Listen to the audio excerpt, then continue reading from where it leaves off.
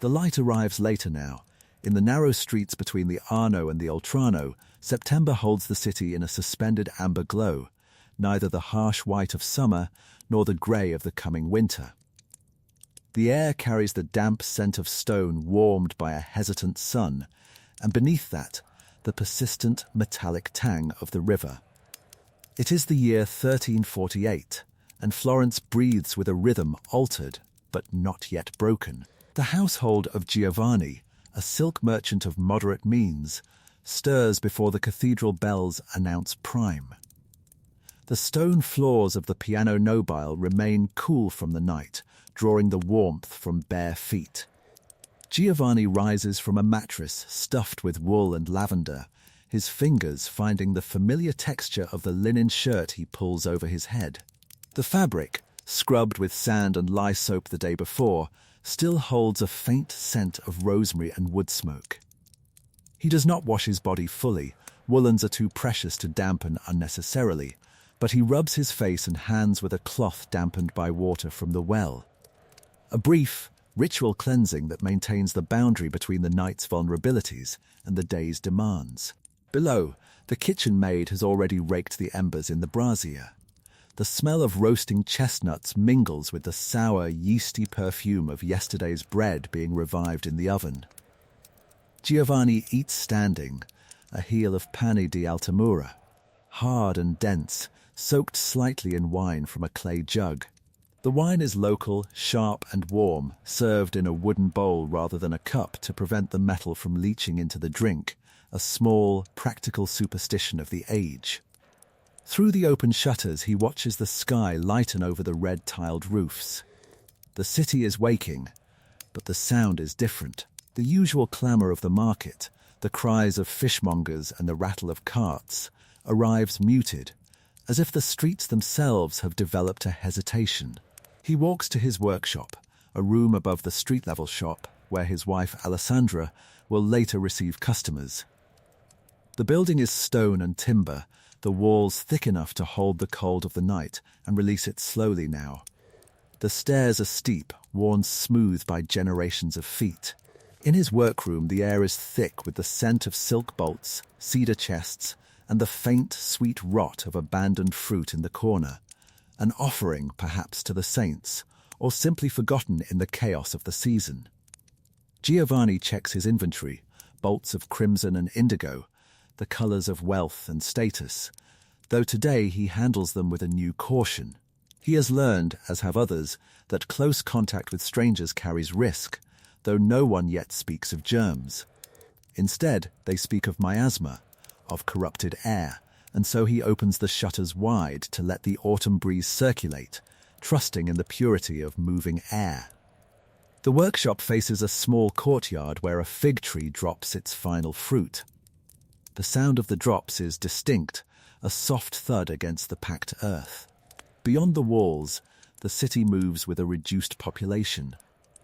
The plague has been present since spring, arriving with the galleys from the east, but it is now, in these autumn weeks, that it finds its terrible voice. Giovanni sees the death cart in the piazza, a wooden wagon with a canvas cover, waiting. The drivers wear kerchiefs soaked in vinegar over their faces, a folk remedy against the pestilential vapours. He does not look at them for long. To dwell on the dead is to invite them to linger, and so he focuses on the texture of the silk between his fingers, the way the light catches the weave, the precise temperature of the room, cool enough for concentration, warm enough for the glue that seals the parcels. By midday, the heat builds despite the season. The sun traps itself in the canyon of the street, and the smell that rises is complex. The sweat of horses, the perfume of the apothecary 3 doors down mixing marjoram and myrrh, and underneath it all, the sweet, unmistakable scent of decay that no amount of incense or herb bundle can fully mask. Giovanni's apprentice, a boy of 14 named Marco, coughs. The sound is dry, persistent. Giovanni notes it with the same attention he gives to a frayed thread in a valuable tapestry, an observation without immediate panic, but with the understanding that threads fray and coughs worsen. He sends the boy home early, giving him a pouch of dried sage and instructions to have his mother prepare an infusion. This is not cruelty, but the practical calculus of survival. If the boy is sick, he cannot work, and if he cannot work, the household loses its bread. The afternoon brings the notary. They sit not in the customary close proximity, but at opposite ends of the work table, a bowl of vinegar water between them. The notary's hands, usually expressive as he explains the terms of a new contract, remain still. He speaks of the guild's new directives: no gatherings of more than 8, no feasting in the guild hall, the suspension of the Calendimaggio festivals. The words carry a weight of finality, not of law, but of adaptation. Giovanni nods, his fingers tracing the wood grain. He understands that the social fabric, like the silk he trades, must be rewoven under new tensions.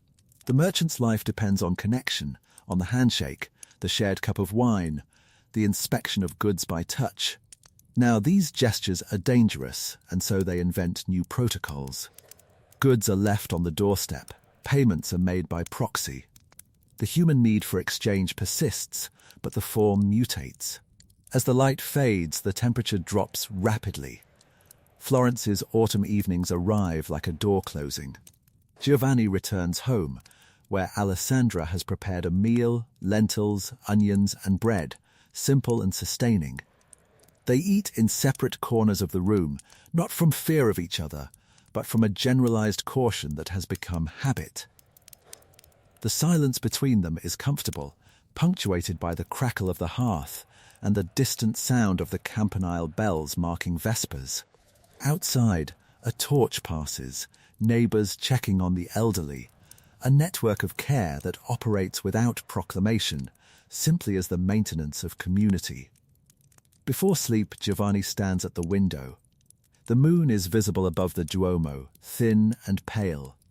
The city below is darker than usual. Fewer candles burn in windows, either from thrift or from mourning. He feels the weight of the day in his bones, a fatigue that is physical but also atmospheric, as if the air itself has become heavier. He has not spoken of the dead, nor of his fears.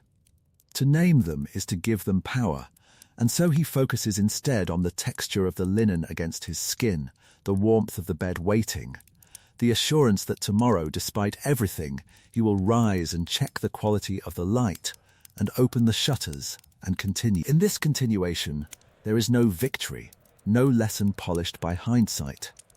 There is only the dignity of the ordinary, the stubborn persistence of sensory experience, and the quiet, unrecorded courage of those who, in the autumn of 1348, found that survival was not a drama of heroism, but the simple daily act of remaining present, of feeling the stone, smelling the smoke, and listening to the bells.